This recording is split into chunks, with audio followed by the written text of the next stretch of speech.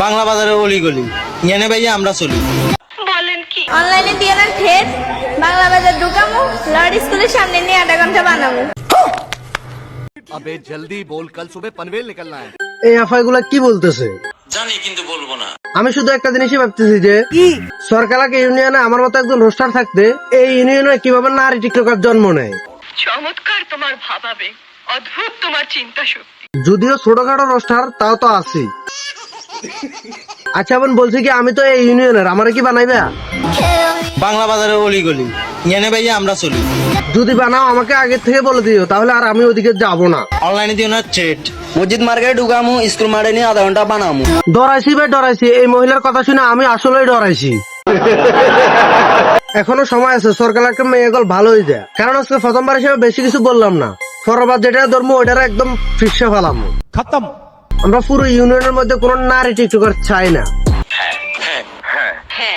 ইদানিং টিকটকে ঢুকলে দেখতেছি পুরো সুবর্ণচরের অলিগলি যেখান থেকে পারতেছে সেখান থেকে ভিডিও বানাইতেছে। সুবর্ণচরের অলিগলি এখানে ভাই আমরাই চলি।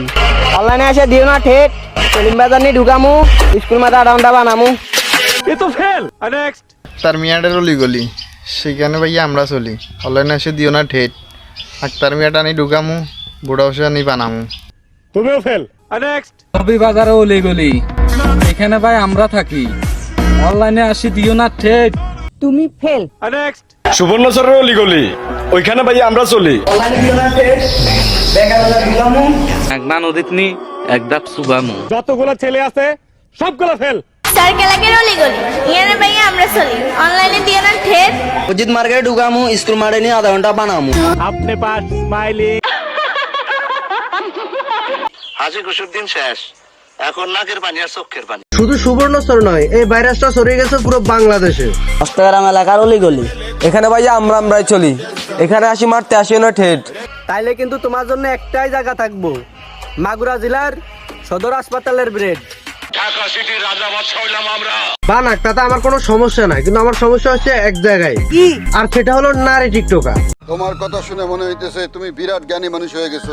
না স্যার, জ্ঞানী আমি না, গুণীরাই তো জ্ঞানী কথা বলবে, তাই না?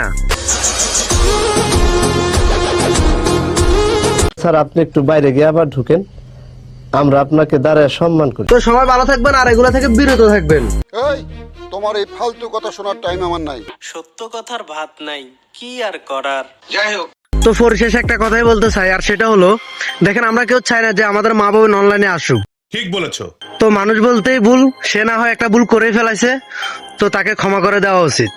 আচ্ছা আর আমি এই ভিডিওটা জাস্ট মজার জন্য বানিয়েছি, তো কেউ সিরিয়াসলি নেবেন না। আর আমার যদি কোনো ভুল ত্রুটি হয় তাহলে ছোট ভাই হিসেবে ক্ষমা করে দিবেন।